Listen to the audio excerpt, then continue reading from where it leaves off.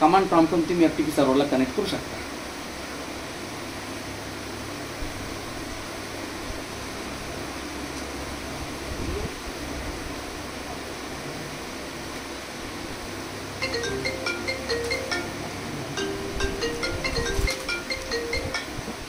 Hello, हां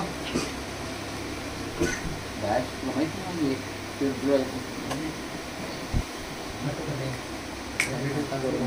असतो ना असतो ना काल नाही का स्पेस आणि समोरचाच IP ॲड्रेस द्यायचा 192.168.1.FTP सर्व्हरचा IP ॲड्रेस द्यायचा. मग ते म्हणते युजर नेम. आता बघा, आता युजर नेम आहे म्हणून तुम्ही युजर नेम देऊ शकता, बरोबर आहे की नाही. पण समजा आपला FTP सर्व्हर ॲनोनिमस आहे, म्हणजे मोस्टली ॲनोनिमसच होतात लोक त्याला. आपण त्याला ॲनोनिमस करतो नाही. बेसिक ऑथेंटिकेशन डिसेबल आणि ॲनोनिमस ऑथेंटिकेशन इनेबल. लागल्यास त्याला काय करू, ऑथरायझेशन सुद्धा चेंज करू, सगळ्यांना परमिशन देऊन टाकू.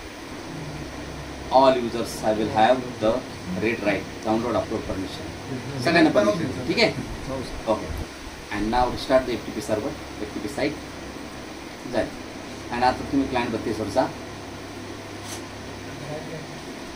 आणि FTP ॲक्सेस करा. Go to the command prompt. I am going to access. मी इथे एक फोल्डर बनवतो, MD या CD या. त्या फोल्डरमध्ये गेलो आणि इथे कमांड दिली FTP 192.168.1. मग ती युजर नेम विचारलं त्याला. ते युजर नेम काय द्यायचं माहिती का. आता युजर नेम नाही दिलं तरी पण ते विचारतं. मग युजर नेम द्यायचा ॲनोनिमस. काय द्यायचं युजर नेम ॲनोनिमस. बघा पासवर्ड काही द्या म्हणून आपल्या टुक टुक टुक. ठीक आहे, झालं लॉग इन. पासवर्ड काही दिला आपला सर, ठीक आहे ना, लॉग इन. आता तुम्ही जरी इथं कमेंट दिली LS कमेंट दिल्यानंतर तुम्हाला सगळ्या फाईल लागेल बघा FTP सर्व्हर दाखवलं की नाही. Tendulkar.bmp आहे बघ, सगळ्या फाईल दाखवलं तुम्हाला. तुम्हाला जर याच्यामध्ये एखादी फाईल जर डाउनलोड करायची असेल तर कोणती फाईल तुम्हाला डाउनलोड करायची बघा. तुमचा मला याच्यामध्ये एक फाईल डाउनलोड करायची आहे, गणेश फ्लॉवरे CV बरं का. मग मी इथं कमांड देतो get space Ganesh फ्लॉवरे CV.docs.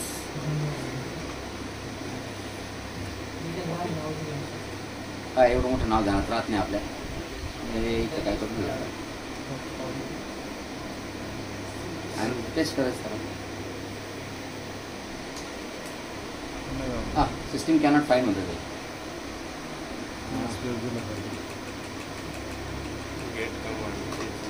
Cannot find म्हणतं त्याला. काय करतं, डबल इन्व्हर्टेड कॉमेंट टाकायचं. हां,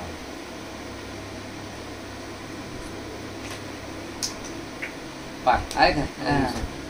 त्याला डाउनलोड कुठं केलं माहिती का. आता त्याच फोल्डरमध्ये कॅप नावाचं फोल्डर आपण बनलं होतं का, तिथं डाउनलोड केलं त्याला. हे बघा C ड्राईव्ह, कॅप नावाचं फोल्डर हे आलं. हे पाहिलं का नाही आमचं गावचं, त्याचं CV आहे. माझा CV किती मोठा आहे आणि त्याला कोण नोकरी द्यायला तयार नाही. ठीक आहे ना. हां चला, तर बघा बंद करून टाका. त्याला एक कमांड द्यावं लागते, बाय कमांड दिली का त्या डबल बाय म्हणतो तुम्हाला. मग एक जोड येते. आपण दिली आपण डायरेक्ट बंद केलं. ठीक आहे, चला आता आपल्याला बघायचं आहे शटडाऊन. आता बघा माझं कम्प्युटर क्लायंट 32. मी जर कमांड प्रॉम्प्टवरती जर गेलो, मी जर इथं कमांड जर दिली बघा बरं का, कमांड जर दिली SHUTDOWN shutdown, okay -S enter. बघा त्याला एक मेसेज येतं, you are about to be sign on in less than a minute. म्हणजे तुम्ही 30 सेकंदामध्ये कम्प्युटर शटडाऊन होऊन गेली. तर तुम्हाला जर असं वाटतं 30 सेकंदाला शटडाऊन होऊ द्यायचं, तर तुम्ही शटडाऊन -A कमांड द्या. ए म्हणजे अबाउट काय हे बघा, ते म्हणतं log off is cancelled, the schedule shutdown has been cancelled. तुम्ही जे शटडाऊन जे शेड्यूल केलं होतं ते काय झालं, कॅन्सल. तुम्ही जरी कमांड जर दिली शटडाऊन -S पुन्हा त्याचा R दिलं, रिस्टार्ट, R म्हणजे रिस्टार्ट -T स्पेस 00 वा असं सेकंदामध्ये एंटर केलं की रिस्टार्ट, एंटर केलं की रिस्टार्ट, म्हणजे डायरेक्ट इमिडिएटली.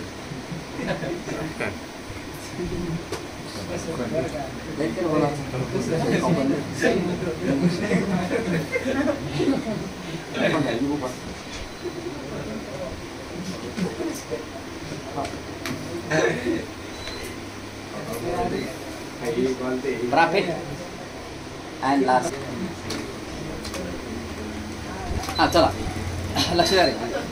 अय तो आपल्या छोट्या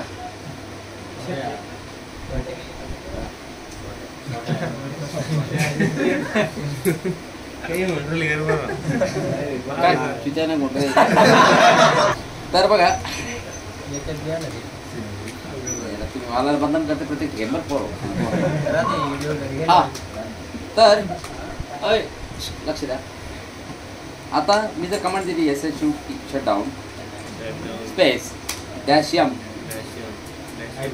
स्पेस डॅश डबल बॅकस्लॅश समोरचा IP ॲड्रेस 191.68.1.171. आपण 32 आहे ना. हो हां नाही 71 आपण 32 आहे. 71 काय द्यावं लागेल. 71 आपण 32 आहे. काय हा 71 आहे ना. आपण 71 स्पेस डॅश यस यस म्हणजे शटडाऊन करा स्पेस डॅश टी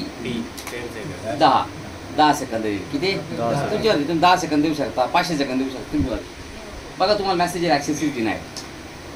काय मेसेज आला. त्याचं म्हणणं आहे नाही तुम्ही करू शकत नाही.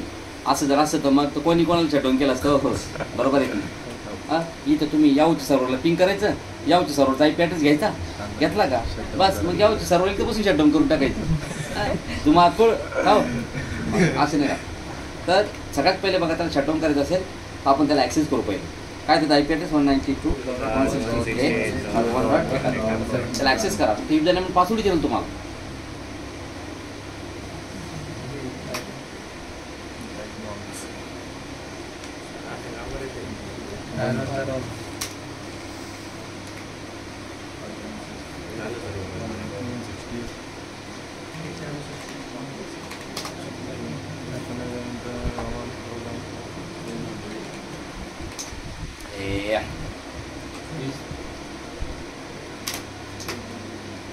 हां पिंग घेवला का. आता पिंग घेवला तुम्ही. हां युजर नेम द्या. ॲडमिनिस्ट्रेटर द्यायचं का साधं युजर नाही द्यायचं. ॲडमिनिस्ट्रेटर आणि त्याचा पासवर्ड झाला का. आता त्याला ॲक्सेस केला ना त्याचा पासवर्ड इथं कॅच होतो. काय होतो कॅच. आता त्याचा पासवर्ड कॅच झाला. आता काय करा कॅच झाला ना. आता कमांड द्या. आता बघा एक सक्सेस झाला. आता एरर नाही आला. आता बघा इथे येऊन बघा त्याला मेसेज आला. इथे नाही आला. काय अरे 10 सेकंद आहे ना. चालेल ना बघा 10 सेकंद शटडाऊन. तर त्याच्यानंतर बघा नेक्स्ट कमांड आहे. जर मी इथे कमांड जर दिली शटडाऊन स्पेस डॅश आय म्हणजे तू काय करतो remote shutdown dialog box open करतो ग्राफिकल आहे का. पण हे नाही इथं काही कामाचं नाही जास्त. हे कुठं कामाचं आहे डोमेन बेस नेटवर्कमध्ये. तुम्ही असं ब्राउज केला का डोमेन बेस नेटवर्कमध्ये. आता इथे एरर येईल तुम्हाला बरं का. पण बघा एरर येईल. पण डोमेन बेस नेटवर्कमध्ये बघा activate to domain services not available होतं सध्या. मग तिथं डोमेन बेस नेटवर्क जर असेल तिथे सगळे कम्प्युटर दाखल डोमेन सिलेक्ट ऑल सगळे सिलेक्ट करायचे बरोबर ॲड एकाच वेळेस. पण आपण असं करू शकतो इथं. आता इथं ॲड करा. मग इथे मी कम्प्युटरचे नाव देतो. काय 192.168.1.21 192.168.1.22 हां 192.168.1.22.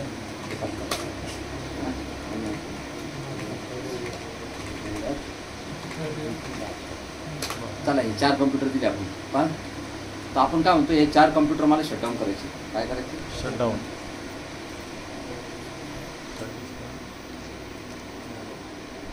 वॉर्निंग दाखव 20 सेकंदापर्यंत 15पर्यंत दाखव. आणि शटडाऊन करण्याचे रिझन आहे मला सिस्टम कॉन्फिगरेशन करायचं बरं का. कम्प्युटर चालू झालं.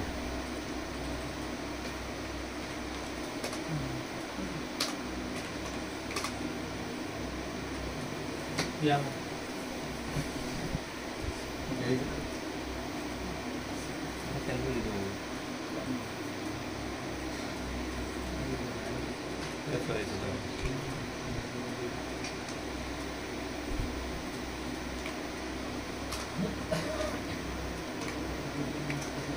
हे बघा इथे ओके करा. ओके केल्याबरोबर खाली बघा तुम्हाला आहे ना जे जे कम्प्युटर शटडाऊन नाही होणार ते तुम्हाला एरर देणार आहे. आपण ओके केलं ना आता खाली एरर येईल त्याची आणि आपलं कम्प्युटर शटडाऊन होईल कारण की याला एरर नाही येणार. याला आपण पासवर्ड वगैरे तर त्याचा आहे ते थोड्या वेळाने शटडाऊन होईल. बघा याचा मेसेज पण येईल. बाकी कम्प्युटरला एरर देईल ते काय काय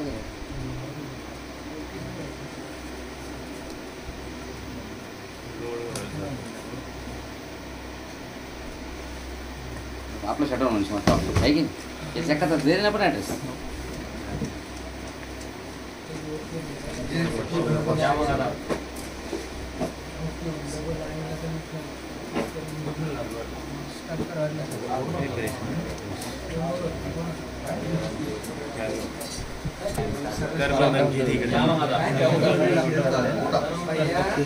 झालं का